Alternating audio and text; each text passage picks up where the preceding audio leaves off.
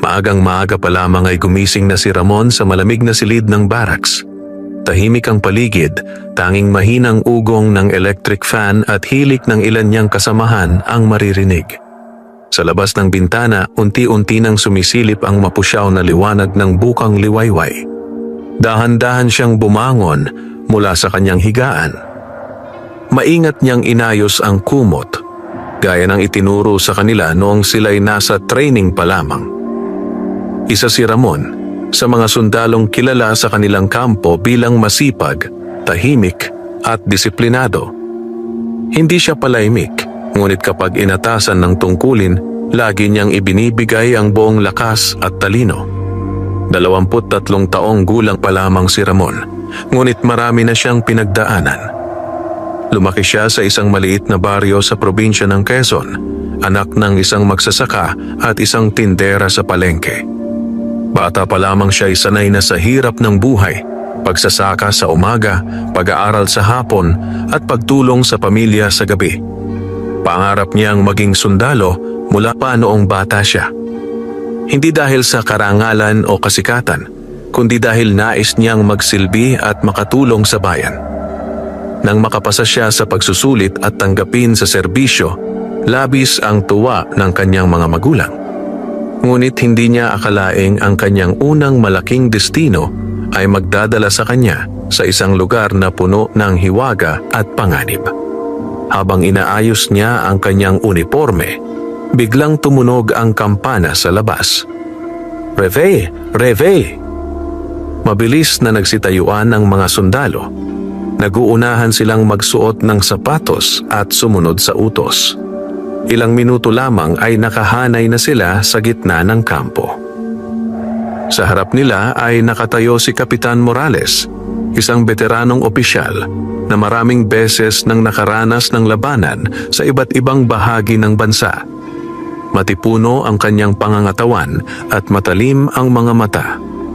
"Tahimik!" sigaw ng kapitan. Agad na tumahimik ang lahat. "May bagong utos mula sa punong himpilan," wika niya. "May grupo ng mga sundalong ililipat sa Palawan sa kabundukan ng San Isidro." Nagbulungan ang ilan. "Palawan? Sa bundok? Malayong lugar yon, ha?" Tahimik lamang si Ramon, ngunit sa kanyang dibdib ay tila may kung anong kumabog. "Isa ka sa napili, Ramon Villanueva," biglang sambit ng kapitan. Napatingin si Ramon. "Sir, yes sir," sagot niya, sabay saludo. "Maghanda ka, bukas ng madaling araw ang alis ninyo," dagdag ng kapitan. "Sir, yes sir."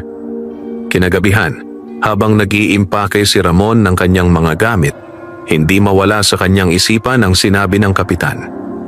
Kaunti lamang ang alam niya tungkol sa kabundukan ng Palawan. Ang alam niya ay may mga liblib na baryo roon, makakapal na gubat, at mga lugar na bihirang mapuntahan ng tao. Lumapit sa kanya ang kanyang matalik na kaibigan sa kampo na si Leo. "Uy Ramon," wika nito, "ikaw pala'y sa Palawan mapupunta." "Oo," sagot niya. "Ikaw?" "Sa Mindanao naman ako," sagot ni Leo. "Ingat ka ron ha, may mga kwento raw dyan." "Anong kwento?" tanong ni Ramon. Napakamot sa ulo si Leo. "Sabi-sabi lang naman, may mga nilalang daw sa bundok, mga tikbalang, duwende, kung ano-ano." Napangiti si Ramon. "Naniniwala ka ron?" tanong niya. "Hindi naman sa naniniwala, pero sabi ng lolo ko, may mga lugar na hindi basta-basta pinapasok," sagot ni Leo. Hindi na lamang nagsalita si Ramon. Sa loob-loob niya, hindi siya naniniwala sa mga ganitong kwento. Para sa kanya, gawa-gawa lamang iyon ng mga matatanda upang takutin ang mga bata. Ngunit hindi niya alam na malapit na niyang maranasan ang hiwagang hindi kayang ipaliwanag ng siyensya. Madaling araw ng sumunod na araw, umalis ang kanilang grupo sakay ng isang military truck patungong pier. Mula roon ay sumakay sila sa barko patungong Palawan. Mahaba ang biyahe. Habang nakaupo sa gilid ng barko, pinagmamasdan ni Ramon ng malawak na dagat. Ang asul na tubig ay kumikislap sa sinag ng araw at ang hangin ay malamig na humahaplos sa kanyang mukha. Ilang oras ang lumipas bago sila makarating sa pantalan ng Palawan. Mula roon ay muli silang sumakay sa sasakyan patungo sa kabundukan ng San Isidro. Habang papalayo sila sa bayan, unti-unting naglaho ang mga konkretong kalsada. Napalitan ito ng mabatong daan, putik at makakapal na puno. Nagsimulang maging madilim ang paligid kahit tanghali pa lamang. Parang ibang mundo, bulong ng isa sa mga sundalo. Tahimik lamang si Ramon. Ngunit ramdam niya ang kakaibang bigat sa hangin. Para bang may nagmamasid sa kanila. Pagdating nila sa kanilang destinasyon, sinalubong sila ng isang maliit na kampo na gawa sa kahoy at yero. Napapalibutan ito ng matataas na puno at makakapal na damo. Lumapit sa kanila ang isang matandang opisyal. Ako si Teniente Herrera. Pakilala nito. Ako ang namamahala rito. Nagbigay ito ng maikling oryentasyon tungkol sa kanilang tungkulin. Magbantay laban sa mga ilegal na gawain, tulungan ang mga lokal na residente at siguraduhing ligtas ang lugar. Ngunit may isang babala ang tenyente na ikinagulat ni Ramon. May mga bahagi ng gubat na bawal pasukin, wika nito. Lalo na ang may lumang punong balete sa hilaga. Bakit po, sir? Tanong ng isang sundalo. Sandaling natahimik ang tenyente. Delikado, may niyang sagot. Kinagabihan, habang nagpapahinga si Ramon sa kanyang higaan, naririnig niya ang mga tunog ng gubat, huni ng mga ibon, hiyaw ng mga insekto, at kung minsan ay parang yabag ng malalaking paa. Hindi siya makatulog. Bumangon siya at lumabas ng barracks. Tahimik ang paligid. Maliwanag ang buwan at ang liwanag nito ay tumatama sa mga dahon ng puno. Habang naglalakad siya malapit sa gilid ng kampo, may narinig siyang kakaibang tunog. Parang halakhak, mababa, malalim, at hindi pangkaraniwan. Napahinto siya. May tao ba dyan? Sigaw niya. Walang sumagot. Ngunit bigla niyang nakita sa di kalayuan ang isang anino, matangkad, payat at tila may ulo ng kabayo. Napatigil ang kanyang paghinga. Kumikilos ang anino, dahan-dahan, papasok sa gubat. Sinundan niya ito ng tingin, nanginginig ang kanyang mga kamay. Imposible! Bulong niya. Ngunit bago pa siya makagalaw, biglang naglaho ang anino sa dilim. Naiwan si Ramon na tulala, pawisan at kinakabahan. Sa gabing iyon, unang beses niyang naramdaman na may mga bagay sa kabundukan ng Palawan na hindi kayang ipaliwanag ng kanyang isipan. At iyon pa lamang ang simula ng kanyang pakikipagsapalaran. Hindi agad nakatulog si Ramon matapos ang kanyang nakita noong gabing iyon. Paulit-ulit sa kanyang isipan ang anyo ng aninong may ulo ng kabayo. Matangkad, payat, at tila hindi tao. Pilit niyang ipinapaliwanag sa sarili na baka ito'y ilusyon lamang, bunga ng pagod at kakulangan sa tulog. Ngunit sa kaibuturan ng kanyang dibdib, alam niyang may kakaiba siyang nasaksihan. Madaling araw nang siya'y tuluyang makatulog at nang magising ay tila mabigat ang kanyang ulo. "Bangon na, Ramon!" Narinig niya ang boses ni Corporal Mendez. "May patrol tayo mamaya." Agad siyang bumangon at inayos ang sarili. Sa salamin ng barracks, napansin niyang may bahagyang pamumutla ang kanyang mukha. "Okay ka lang ba?" Tanong ni Mendez habang nagsusuot ng helmet. "Oo," sagot ni Ramon. "Medyo puyat lang." Ngunit hindi niya ikinuwento ang tungkol sa kanyang nakita. Matapos ang almusal, naghanda ang kanilang grupo para sa unang patrol sa paligid ng kampo. Pinangunahan sila ni Sergeant Cruz, isang veteranong sundalo na ilang taon nang nakadestino sa kabundukan. "Makinig kayong mabuti," wika ng sergeant. "Huwag lalayo sa grupo. Maraming bangin at mapanganib na bahagi dito." "Opo, sir," sabay-sabay nilang sagot. Pumasok sila sa loob ng gubat. Habang naglalakad, Ramdam ni Ramon ang lamig ng hangin at ang bigat ng katahimikan. Makakapal ang mga puno at halos hindi na tumatagos ang sikat ng araw. Paminsan-minsan ay may maririnig silang kaluskos. "May hayop lang yan," bulong ni Mendez. Ngunit hindi kumbinsido si Ramon. Habang papalalim sila sa gubat, may napansin si Ramon. Parang pamilyar ang lugar. Ang mga punong balete, ang hugis ng mga bato, at ang tila liko ng daan. Lahat ay kahawig ng kanyang dinaanan noong gabi. Napalunok siya. "Ito yata yung lugar," bulong niya sa sarili. Bigla, huminto si Sergeant Cruz. "Tigil!" utos niya. Lahat ay napahinto. May nakita siyang bakas sa lupa. Malalaki. Mas malaki pa sa bakas ng kabayo. At parang paa ng tao, dagdag ng sergeant. Nagtinginan ang mga sundalo. "Anong hayop yan, sir?" tanong ng isa. Hindi agad sumagot si Cruz. "Hindi ko alam," wika niya sa wakas. Ngunit halatang nababahala siya. Nagpatuloy sila sa paglalakad hanggang sa makarating sa isang maliit na clearing. Sa gitna nito ay may matandang puno ng balete, malaki, baluktot, at tila may sariling anyo. Parang may mukha. Parang may mga matang nakamasid. "Dito raw bawal," bulong ni Mendez. Ngunit huli na. Nasa harap na sila ng puno. Biglang lumamig ang paligid. Napatigil si Ramon. Parang may bumulong sa kanyang tenga. "Ramon!" Nanlaki ang kanyang mga mata. Napalingon siya. "May nagsalita ba?" tanong niya. "Wala," sagot ng mga kasama. Ngunit malinaw niyang narinig ang kanyang pangalan. Maya-maya, may dumaan na matandang lalaki mula sa gilid ng gubat. Payat, kulubot ang balat at may bitbit na bungkos ng kahoy. "Magandang umaga po," bati ni Sergeant Cruz. Tumango ang matanda. "Huwag kayong magtagal dito," babala nito. "Hindi ito lugar ng tao." "Bakit po?" tanong ni Ramon. Tinitigan siya ng matanda. Parang sinusukat ang kanyang kaluluwa. Ikaw ang tinawag ng bundok," wika nito. Napatigil si Ramon. "Ano pong ibig ninyong sabihin?" Ngunit tumalikod na ang matanda at naglakad papasok sa gubat. Naiwan silang lahat na nagtataka. Pagbalik sa kampo, hindi mapakali si Ramon. Paulit-ulit niyang iniisip ang sinabi ng matanda. "Ikaw ang tinawag ng bundok." Ano ang ibig sabihin noon? Kinagabihan, muli siyang lumabas upang maglakad.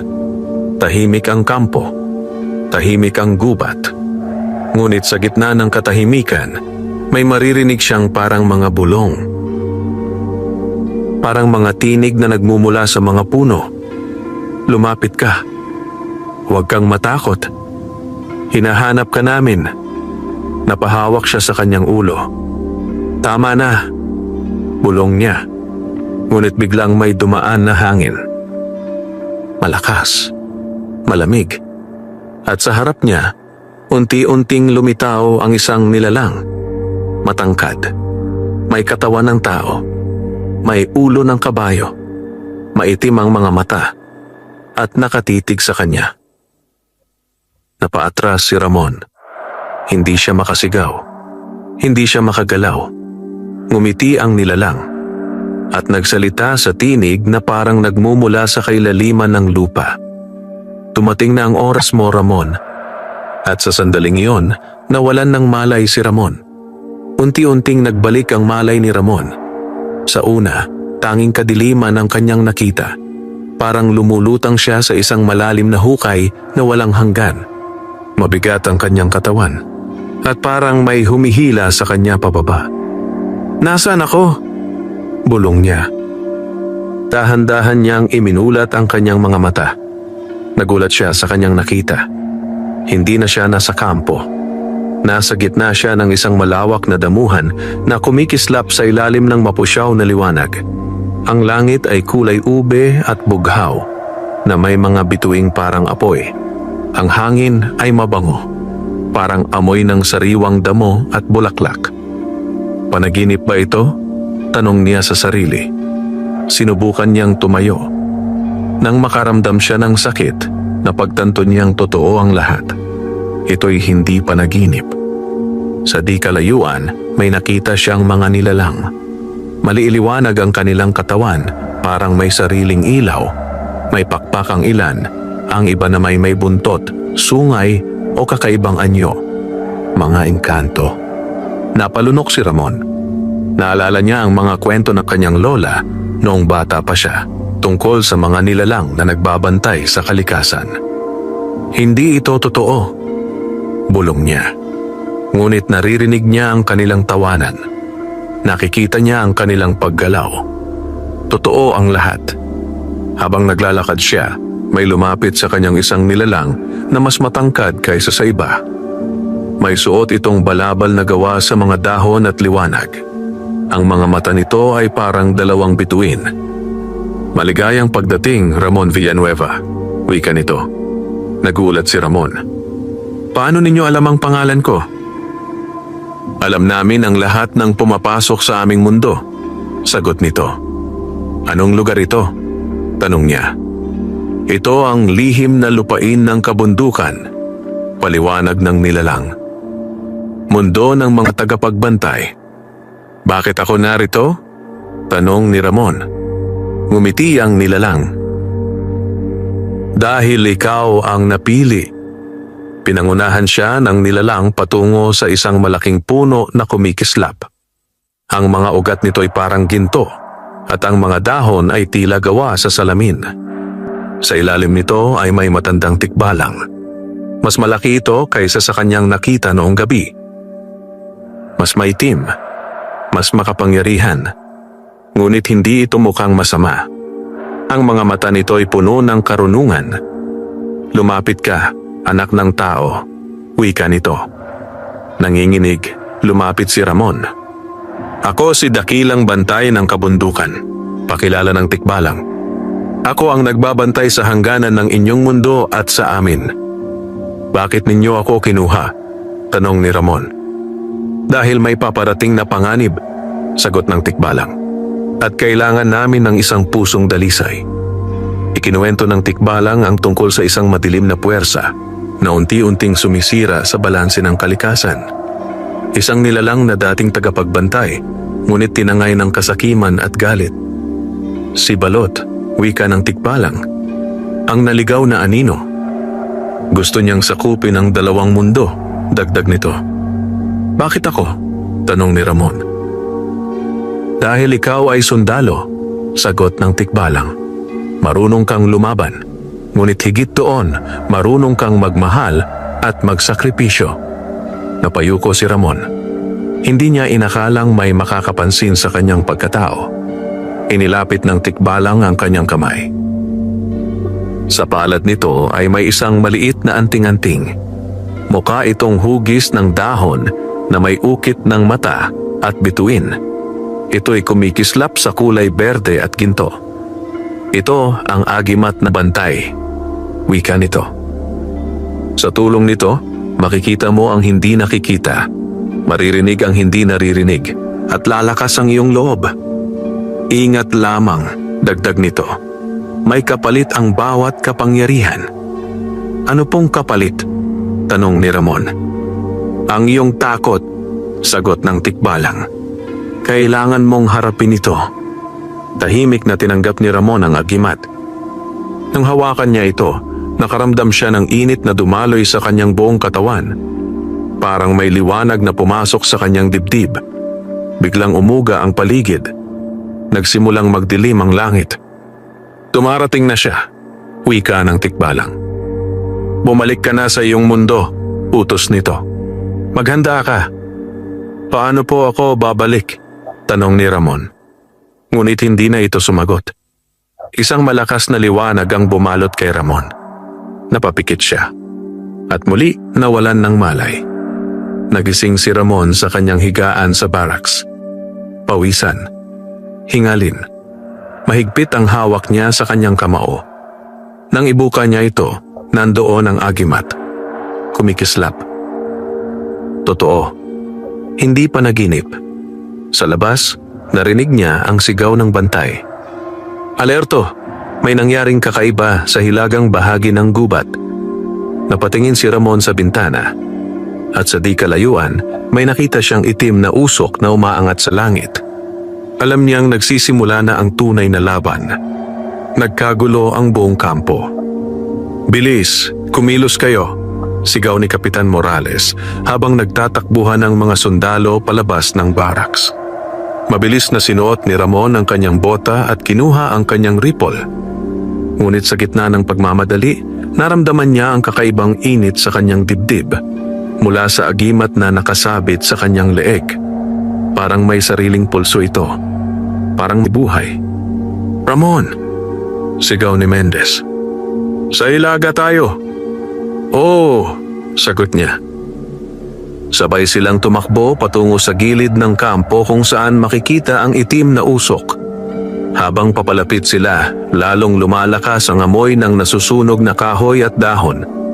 May makapal na hamog na tila usok, ngunit mas mabigat at mas madilim. Parang hindi normal to, bulong ni Mendez. Hindi sumagot si Ramon. Sa kanyang paningin, unti-unting nag-iiba ang paligid. Dahil sa agimat, may nakikita siyang hindi nakikita ng iba. Sa likod ng usok, may mga aninong gumagalaw. Mahahaba, baluktot. Parang mga nilalang na walang hugis. May mga bagay sa loob ng usok, bulong niya. Ano? Tanong ni Mendez. Wala. Hayop siguro. Mabilis na sagot ni Ramon. Hindi pa siya handang sabihin ang totoo. Pagdating nila sa pinanggalingan ng usok, nakita nila ang isang maliit na kubo na halos tupok na nangapoy. Ito'y pagmamay-ari ng isang matandang magsasaka na si Mang Lando. Naku po, sigaw ni Sergeant Cruz. May tao ba riyan? Walang sumagot. Agad silang naghahanap. Sa likod ng kubo, nakita nila si Mang Lando na nakahandusay. Buhay pa! Sigaw ni Mendez. Mabilis nila itong binuhat at dinala palayo. Ngunit napansin ni Ramon ang kakaiba. Sa paligid ng kubo, may mga bakas ng itim na putik. At sa gitna nito, may simbolong parang mata. Eksaktong katulad ng ukit sa kanyang agimat. Napalunok siya. Si Balot, bulong niya.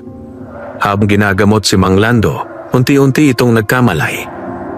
May dumating, mahinang wika nito. Sino po? Tanong ni Kapitan Morales. Anino, na may apoy. Kinuha niya ang aking mga alaga. Sagot ng matanda.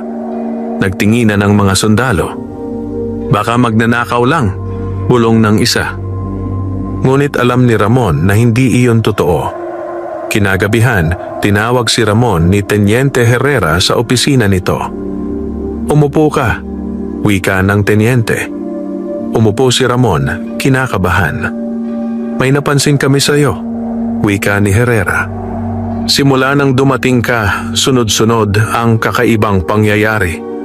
Nanlaki ang mata ni Ramon. Hindi ko po sinasadya, sir. Ngumiti ng bahagya ang Teniente. Huwag kang mag-alala, wika nito. Alam ko na ang tungkol sa mga tagapagbantay. Napatigil si Ramon. Alam ninyo po? Tanong niya. Tumango si Herrera. Ang lolo ko'y isang albularyo, paliwanag nito. Marami siyang ikinuwento tungkol sa mga tikbalang at engkanto. Tingin ko napili ka, dagdag niya. Tahimik si Ramon. Kailangan mo ng gabay, wika ng Teniente. At may kilala akong makakatulong sa iyo. Sino po? Tanong ni Ramon. Si Aling Rosa, sagot ni Herrera. Isang matandang babaylan na nakatira sa paanan ng bundok. Kinabukasan, sinamahan ni Herrera si Ramon patungo sa kubo ni Aling Rosa. Ang kanyang bahay ay yari sa kawayan at pawid, napapalibutan ng mga halamang gamot. Pagdating pa lamang nila, lumabas na ang matanda. Matagal na kitang hinihintay, Ramon. Wika nito. Napatigil siya. Paano ninyo po ako nakilala? Ngumiti si Aling Rosa.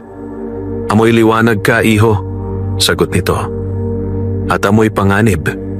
Pinapasok niya sila sa loob. Sa gitna ng kubo ay may altar na puno ng kandila, bato at anting-anting. Ipakita mo sa akin ang agimat mo, utos nito. Dahan-dahang inilabas ni Ramon ang agimat.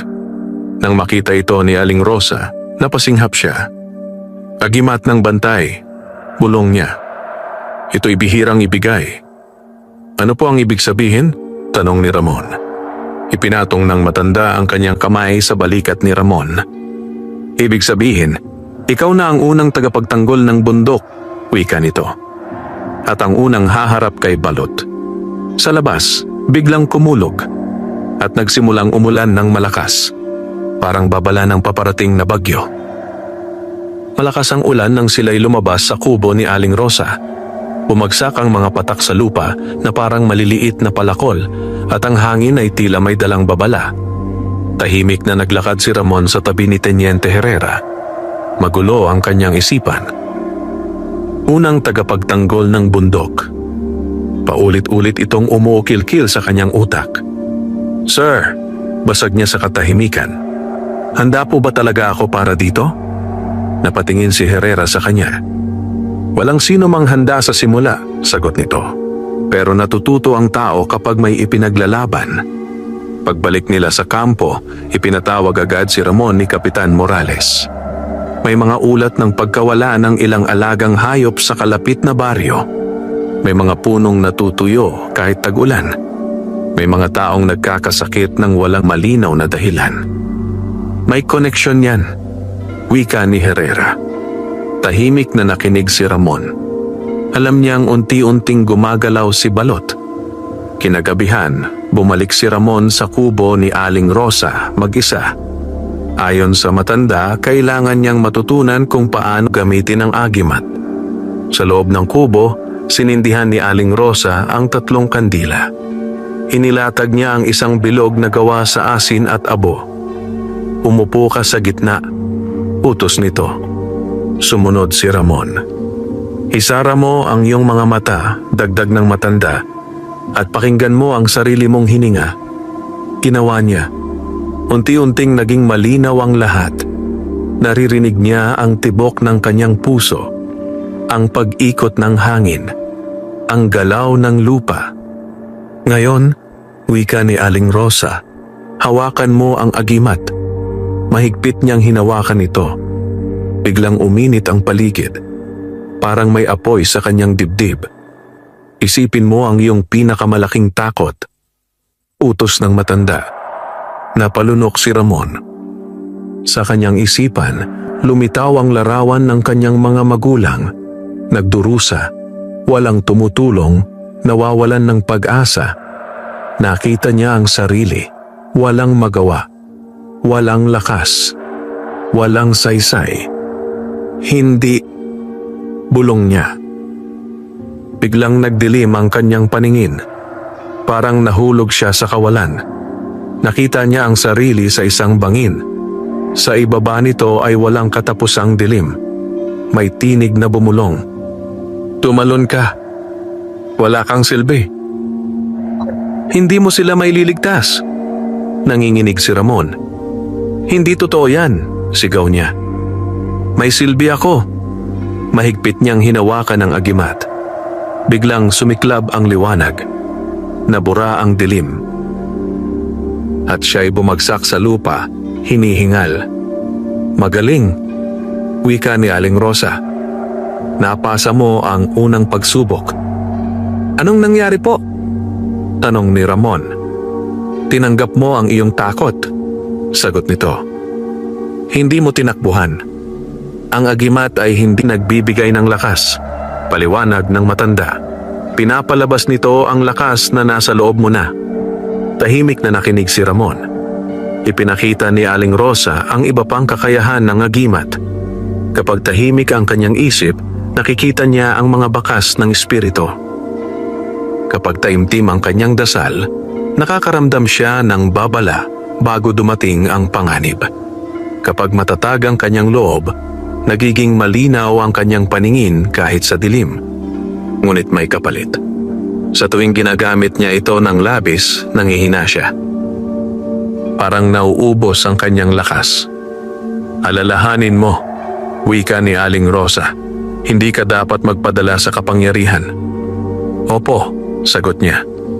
Isang gabi, habang nagbabantay si Ramon sa hilagang bahagi ng kampo, biglang nagbago ang ihip ng hangin. Lumamig, nabigat, nagliyab ang agimat sa kanyang dibdib. Babala, may paparating. Sa di kalayuan, may nakita siyang mga aninong gumagapang sa lupa, parang usok na may hugis. Dahan-dahan siyang nagtaas ng baril.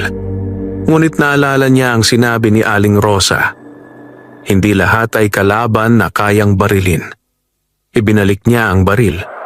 Sa halip, hinawakan niya ang agimat. Sa ngalan ng bantay ng bundok, bulong niya, lumayo kayo. Biglang sumigaw ang hangin at naglaho ang mga anino na parang abo sa hangin. Napatigil si Ramon. Huminga siya ng malalim. Ito ang unang pagkakataon na ginamit niya ang kapangyarihan ng agimat sa tunay na laban. At alam niyang hindi ito ang huli. Kinabukasan, may dumating na masamang balita.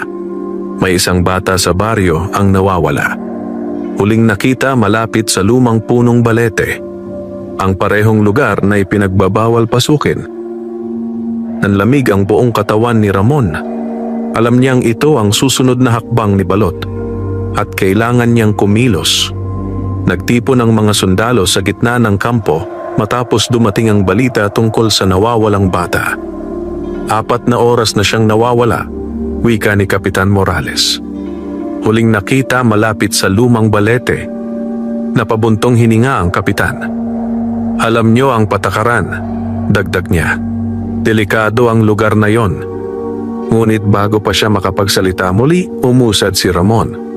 Sir, wika niya, ako na po ang mangunguna. Nagulat ang lahat. Sigurado ka ba? Tanong ni Morales. Opo sir, matatag na sagot ni Ramon. May koneksyon po ito sa mga nangyayari. Napatingin si Herrera kay Ramon at tumango. Sasamahan kita, wika ng tenyente. Ngunit umiling si Ramon. Mas mabuti po kung mag-isa lang ako, sagot niya. Mas ligtas sila rito. Sandaling nag-isip ang kapitan. Sige, wika niya sa wakas. Pero may radio ka. Tumawag ka agad kung may problema. Opo, sir. Dala ang flashlight, kutsilyo at agimat. Pumasok si Ramon sa gubat habang papalubog ang araw. Habang palalim ang kanyang nilalakbay, lalong nagiging tahimik ang paligid. Walang ibon, walang kuliglig. Tanging yabag niya ang maririnig. Biglang uminit ang agimat. Parang may tumatawag. Malapit na, bulong niya. Maya-maya, narating niya ang clearing kung saan naroon ang balete. Mas malaki ito kaysa sa kanyang naalala. Ang mga ugat ay parang ahas na gumagapak sa lupa. Ang mga sanga ay tila mga kamay na gustong humila. May pulang liwanag sa paligid nito. Parang dugo. Napalunok si Ramon. Bata, sigaw niya. Naririto ka ba? Walang sagot. Ngunit may narinig siyang hikbi. Mahina. Parang umiiyak. Sinundan niya ang tunog. Sa likod ng puno, nakita niya ang isang batang lalaki na nakaupo sa lupa. May gasgas sa tuhod. Namumula ang mga mata. Kuya, mahinang wika nito. Mabilis siyang lumapit. Ayos ka lang ba? Tanong niya. Opo, pero may humahabol po sa akin. Sagot ng bata. Nasaan na siya? Tanong ni Ramon. Itinuro ng bata ang dilim. Doon, may gumalaw. Unti-unting lumitaw ang isang nilalang. Walang malinaw na hugis. Parang aninong hinulma ng usok. May 2 matang pula at bibig na walang laman. Isang alagad ni Balot. Napaatras ang bata. "Kuya," iyak nito. Humakbang si Ramon sa harap. "Huwag kang lalapit," mariin niyang wika. Tinapik niya ang agimat. Biglang nagliwanag ang paligid. Ngunit hindi umatras ang nilalang. Sa halip, humalakhak ito. Isang tunog na parang nababasag na salamin. "Mahina ka pa," wika ng nilalang sa tinig na parang hangin sa yungib. Nanlamig si Ramon. "Nagsasalita ka?" bulong niya. "Marami pa akong kapatid," sagot nito. "At paparating na ang aming Panginoon." Biglang sumugod ang anino. Mabilis na kumilos si Ramon. Inilayo niya ang bata at tumalon sa gilid. Sumalpok ang nilalang sa puno. Nayanig ang balete. Hinawakan ni Ramon ang agimat ng mahigpit. "Aling Rosa, gabayan mo ako," bulong niya. Pumikit siya. Inalala ang kanyang pagsasanay, ang kanyang pamilya, ang kanyang dahilan. Pagmulat niya, nagliliyab na parang araw ang agimat. Itinaas niya ang kamay. Sa liwanag ng mga bantay, sigaw niya, "Bumalik ka sa dilim." Isang bugso ng liwanag ang lumabas mula sa agimat. Tumama ito sa nilalang. Napahiyaw ang anino. Unti-unti itong natunaw. Parang usok na tinangay ng hangin. Maya-maya, naglaho ito. Napaupo si Ramon sa lupa, hingalin. Nanginig ang kanyang mga kamay. Ngunit buhay ang bata. "Salamat po, kuya," wika nito. Ngumiti siya. "Uuwi na tayo," sagot niya. Habang naglalakad sila palabas ng gubat, biglang may bumulong sa hangin. "Mabuti ang iyong simula, Ramon. Ngunit maiksi ang iyong oras." Nanlamig ang kanyang batok. Alam niya ang tinig. Si Balot. Sa malayo, may kumulog. At ang buwan ay natakpan ng ulap. Nagsisimula na ang mas malaking digmaan. Pagdating ni na Ramon at ng bata sa kampo, sinalubong sila ng nag-aalalang mga magulang at ng mga sundalo. "Nandito na ang anak ko," sigaw ng ina habang niyayakap ang bata. Napangiti si Ramon kahit ramdam pa rin niya ang panghihina ng katawan. "Salamat, Ramon," wika ni Kapitan Morales.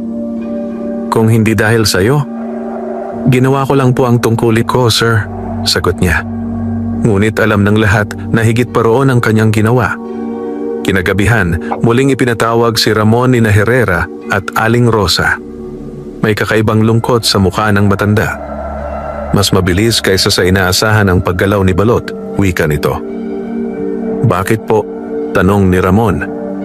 "Dahil may nagbukas ng daan para sa kanya," sagot ni Aling Rosa. Napatigil si Ramon. "Sino po?" Huminga ng malalim ang matanda. "Isang taong dating tagapagtanggol din," sagot nito. "Isang tao." Ikinuwento ni Aling Rosa ang nakaraan. Maraming taon na ang nakalipas. May isang sundalo ring naitalaga sa kabundukan. Ang pangalan niya ay Elias. Katulad ni Ramon, siya ay matapang, tapat, at minahal ng mga tao. Pinagkalooban din siya ng agimat. Ngunit dumating ang panahon na namatay ang kanyang pamilya sa isang trahedya, isang sunog na hindi na ipaliwanag. Nawala ang kanyang pananampalataya. Nagalit siya sa mundo at sa mga tagapagbantay. Sinisi niya ang mga espiritu, wika ni Aling Rosa, dahil hindi raw nila iniligtas ang kanyang mahal sa buhay. Sa galit at lungkot, sinubukan ni Elias na angkinin ang kapangyarihan ng mga bantay. Doon siya nahulog sa kadiliman, at siya ang naging balot. "Siya, dati ring sundalo?"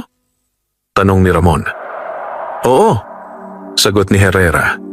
"Kaya alam niya ang galaw ninyo, ang sistema, ang kahinaan."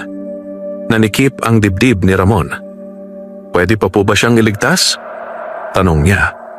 Tahimik ang lahat. Sa wakas, nagsalita si Aling Rosa. Kung may natira pang liwanag sa puso niya, "Oo, Kinagabihan, nagising si Ramon sa isang panaginip. Nasa gitna siya ng isang nasusunog na baryo. May mga taong sumisigaw. May batang umiiyak. Sa gitna ng apoy, may isang lalaking nakaluhod. Duguan. Wasak ang uniforme. Si Elias. "Bakit mo ako iniwan?" Sigaw nito. "Hinda ko ang..." Sagot ni Ramon, nanginginig. Ngunit biglang nagbago ang anyo ni Elias. Naging anino. Naging halimaw. "Ako ang magiging iyong wakas." Sigaw nito. Nagising si Ramon na pawis, hingalin, nanginginig. Hinawakan niya ang agimat. "Babala ba ito?" Bulong niya. Biglang umilaw ang agimat. At sa liwanag nito, may nakita siyang larawan. Isang lihim na kuweba sa bundok. May markang parang mata sa bato. Pareho ng simbolo sa kanyang agimat. Doon siya. Bulong niya. Kinabukasan, ipinaalam niya kina Herrera ang kanyang nakita. Kuweba sa silangan, wika niya. Malapit sa bangin, dagdag ni Aling Rosa. Doon nagtatago si Balot. Nagpatawag ng pagpupulong si Kapitan Morales. Ngunit bago pa siya makapag-utos, nagsalita si Ramon. "Sir," wika niya, "kailangan ko pong pumunta roon." "Delikado yon," sagot ng kapitan. "Opo," tugon ni Ramon. "Pero ako lang ang may agimat." Sandaling nag-isip si Morales. "Sasama ako," wika ni Mendez. "Hindi," sagot ni Ramon. "Kailangan niyo ang kampo." Tahimik ang lahat. Sa huli, tumango ang kapitan. "May tiwala kami sa'yo," wika niya. Bago umalis, dinalaw ni Ramon ang kubo ni Aling Rosa. Inabot nito ang isang maliit na supot. Abo ng banal na kahoy. Paliwanag nito. "Proteksyon." "Salamat po," wika ni Ramon. "Iho," dagdag ng matanda, "huwag mong hayaang galit ang gumabay sa'yo." "Opo," sagot niya. Mag-isa, sinimulan ni Ramon ang paglalakbay patungo sa kuweba. Habang naglalakad, dumidilim ang langit. Parang may paparating na bagyo. Sa malayo, may kulog. At sa hangin, may boses na pabulong. "Halika na, Ramon. Hinihintay kita." At alam niyang hindi na siya makakabalik bilang dating Ramon. Mabagal na umusad si Ramon sa makitid na daan patungo sa silangang bahagi ng kabundukan. Sa bawat hakbang, tila bumibigat ang hangin. Ang mga puno ay nagiging mas siksik at ang liwanag ng araw ay halos hindi na makapasok. Tahimik ang paligid. Masyadong tahimik. Parang pinigil ng kalikasan ang hininga nito. Hinawakan ni Ramon ang kanyang agimat. Patuloy itong umiinit.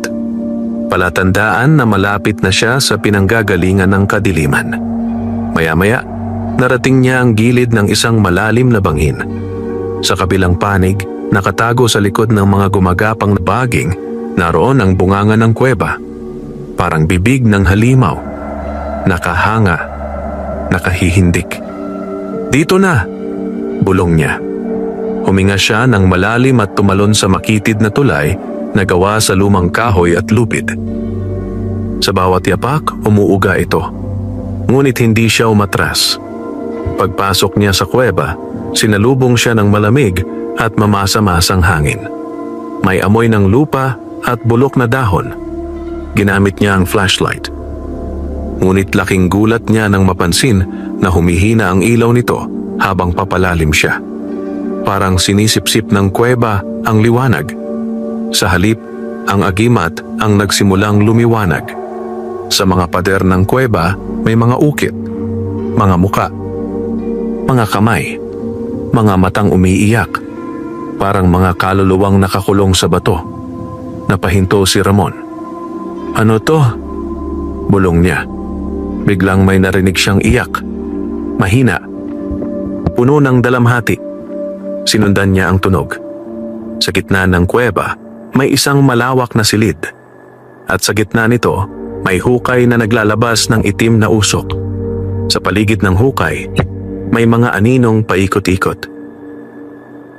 Mga kaluluwang bihag, nakatali sa kadiliman. At sa ibabaw ng bato, nakaupo ang isang nilalang. Isang lalaking balot ng itim na usok. May dating uniforme ng sundalo. Wasak. Kupas. Si Elias. Si Balot. Sa wakas, wika ni Balot. Ang kanyang tinig ay halo ng galit at lungkot. Dumating ka rin, Ramon. Humakbang si Ramon. Elias, wika niya. Hindi mo kailangang gawin ito. Napatawa si Balot. Hindi ko kailangan? Sigaw nito. Nakita mo ba ang nakita ko? Narinig mo ba ang sigaw ng pamilya ko? Nanikip ang dibdib ni Ramon.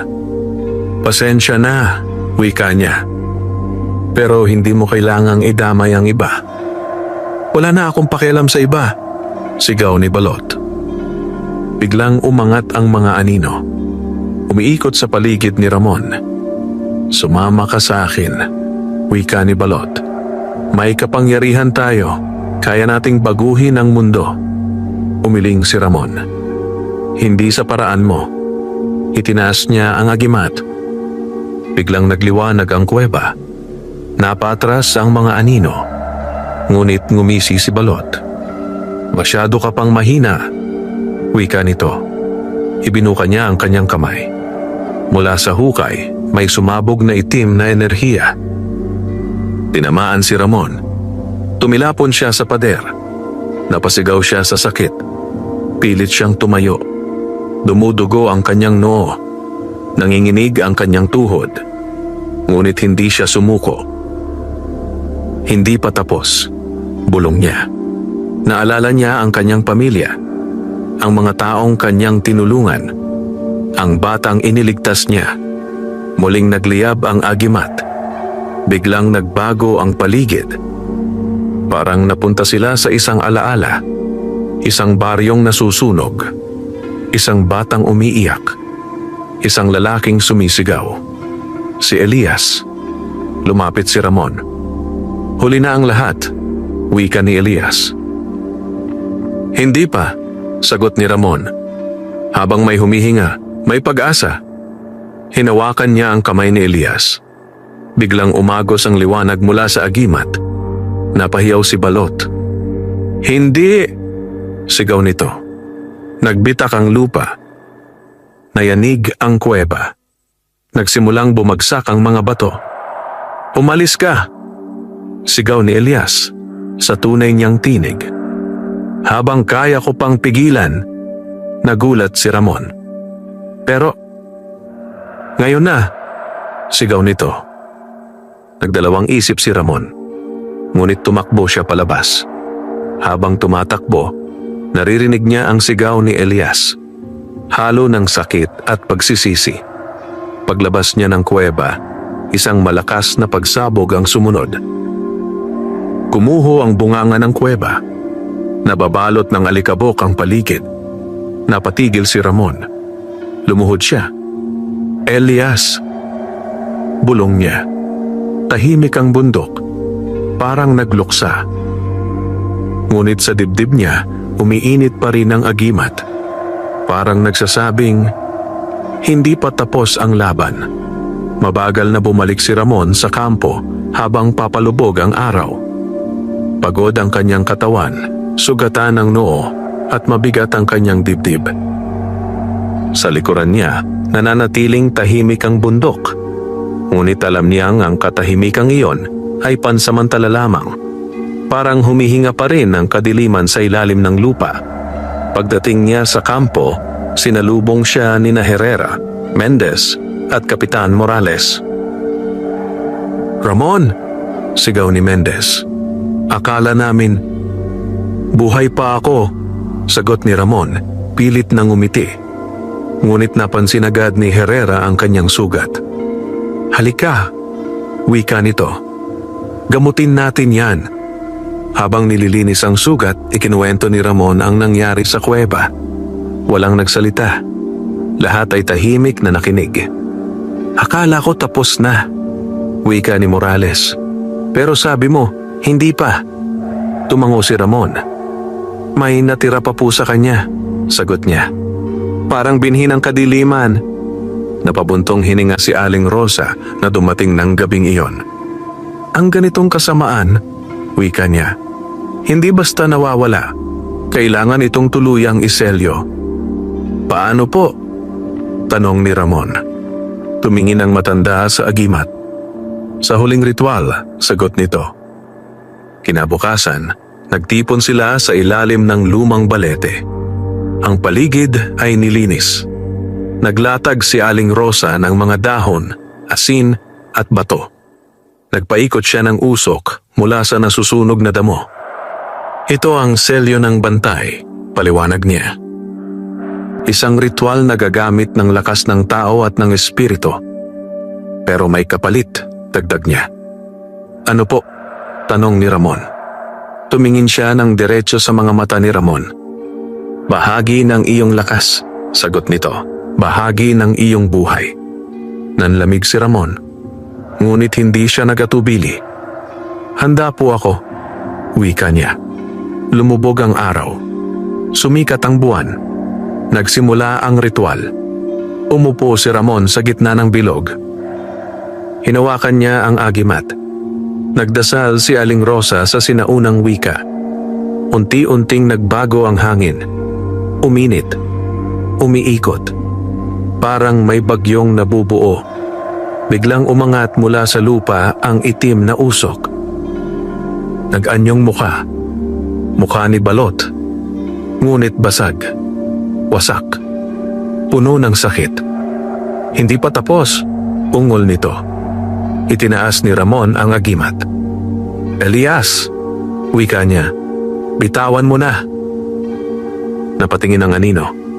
Sa sandaling iyon, may bakas ng luha sa kanyang mga mata. Pagod na ako, bulong nito. Lumapit si Ramon. Pwede ka nang magpahinga, wika niya. Isang matinding liwanag ang sumabog mula sa agimat. Tinangay ang itim na usok. Umiiyak ang hangin. Umuungol ang lupa. At biglang tahimik. Nawala ang dilim. Nawala ang bigat. Parang gumaan ang buong bundok. Bumagsak si Ramon sa lupa. Walang malay. Nagising siya sa maliit na silid sa kampo. May puting tela sa kanyang noo. May mga bulaklak sa gilid ng kama. Nagising na siya! Sigaw ni Mendez. Pumasok ang lahat. 3 araw kang tulog, wika ni Herrera. Akala namin, ngumiti si Ramon. Pasensya na, wika niya. Lumapit si Aling Rosa. Mahina na ang kanyang boses. Tapos na ang tungkulin mo, iho, wika nito. Hindi na ganon kalakas ang agimat. Hinawakan ni Ramon ang kwintas. Hindi na ito kumikislap. Karaniwang bato na lamang. Wala na po ba akong silbi? Tanong niya. Humiling ang matanda. Ngayon ka palang tunay na naging bantay, sagot nito. Dahil natuto kang magmahal kahit sa kaaway. Makalipas ang ilang linggo, unti-unting bumalik sa normal ang buhay sa kabundukan. Wala nang nawawalang hayop. Wala nang kakaibang sakit. Mas masigla ang mga tao. Ngunit sa puso ni Ramon, alam niyang may isang huling kabanata pa. Isang huling pagsubok. Isang huling paalam. Muling sumikat ang araw sa kabundukan ng Palawan na tila mas maliwanag kaysa dati. Ang hangin ay sariwa. Ang mga puno ay muling nagkaroon ng sigla. Ang mga ibon ay nagbalik sa kanilang mga pugad. Para bang gumaling ang sugat ng kalikasan. At sa gitna ng lahat ng iyon, naroon si Ramon. Tahimik na nagmamasid mula sa maliit na burol sa likod ng kampo. Wala na ang dating kinang ng kanyang agimat. Isa na lamang itong simpleng palamuting bato. Ngunit para sa kanya, mas mahalaga pa ito kaysa sa ginto. Dahil sumisimbolo ito ng kanyang pinagdaanan. Isang umaga, ipinatawag si Ramon ni Kapitan Morales. May balita ako sa iyo, wika ng kapitan. Inaalok ka ng promosyon, dagdag nito. At ililipat ka sa mas malaking kampo sa lungsod. Nanlaki ang mata ni Ramon. Sir, ako po? Tanong niya. Oo, sagot ni Morales. Karapat-dapat ka. Tahimik si Ramon. Ito ang pinangarap niya noon. Mas maayos na buhay. Mas ligtas na destino. Mas malapit sa pamilya. Ngunit nang tumingin siya sa bintana, nakita niya ang kabundukan, ang gubat, ang mga taong kanyang tinulungan. Pwede po bang pag-isipan ko muna? Tanong niya. Ngumiti ang kapitan. May 1 linggo ka, sagot nito. Lumapit si Ramon kay Aling Rosa sa huling pagkakataon. Nakahiga na ito sa duyan. Mahina na ang katawan. Iho, wika ng matanda. Alam ko na ang pasya mo. Hindi pa po ako sigurado, sagot niya. Ngumiti si Aling Rosa. Ang puso mo sigurado na, wika nito. Tungkol saan po? Tanong niya. Sa kung saan ka kailangan, sagot ng matanda. Kinagabihan, naglakad si Ramon sa gubat. Hindi na siya natatakot. Sa halip, parang tahanan na niya ito. Huminto siya sa ilalim ng lumang balete. Tahimik, payapa. Biglang umihip ang hangin at sa pagitan ng mga dahon, may lumitaw na anyo. Isang tikbalang. Hindi nakakatakot, kundi marangal. Ito ang dakilang bantay. Salamat Ramon, wika nito. Natupad mo ang iyong tungkulin. Ano na po ang mangyayari ngayon? Tanong niya. May mga darating pang bantay, sagot ng tikbalang. Ngunit ikaw ang unang nagbalik ng balanse. Inaalok ka namin, dagdag nito, na maging tagapamagitan, tao at espiritu. Nag-isip si Ramon. Ano po ang ibig sabihin? Tanong niya. Mananatili kang sundalo, paliwanag nito. Ngunit ikaw ang magiging tulay, tagapayo, tagapagtanggol, tagapamagitan. Kinabukasan, ibinigay ni Ramon ang kanyang sagot. Tatanggihan ko po ang paglipat, sir. Wika niya kay Kapitan Morales. Mananatili po ako rito. Tumingin ang kapitan sa kanya ng matagal. Pagkatapos, ngumiti. Alam ko na, wika nito. Ang bundok ang pinili mo. Opo, sir. Makalipas ang ilang buwan, naging kilala si Ramon hindi lamang bilang sundalo, kundi bilang tagapangalaga ng kabundukan. Kapag may nawawala, siya ang tinatawag. Kapag may sakit na hindi maipaliwanag, siya ang nilalapitan. Kapag may gulo sa pagitan ng tao at kalikasan, siya ang namamagitan. Hindi siya gumagamit ng mahika. Hindi na niya kailangan. Ang kanyang sandata ay malasakit, tapang, at katapatan. Isang hapon, dumalaw ang kanyang mga magulang. Yumakap siya sa kanila ng mahigpit. Proud kami sa iyo, anak, wika ng kanyang ama. Hindi lang bilang sundalo, dagdag ng ina, kundi bilang tao. Napaluha si Ramon. Salamat po, sagot niya. Sa paglubog ng araw, umupo si Ramon sa paborito niyang lugar sa burol. Pinagmamasdan ang ginintuang langit. Sa kanyang tabi, may marahang ihip ng hangin. Parang bulong. Bantay ka na ng bundok. Ngumiti siya. Habang buhay, bulong niya pabalik. At sa katahimikan ng kabundukan ng Palawan, nagsimula ang bagong alamat. Ang alamat ni Ramon. Ang sundalo na naging tagapangalaga ng hiwaga. Wakas. Wakas. Wakas. Wakas. Wakas. Wakas. Wakas.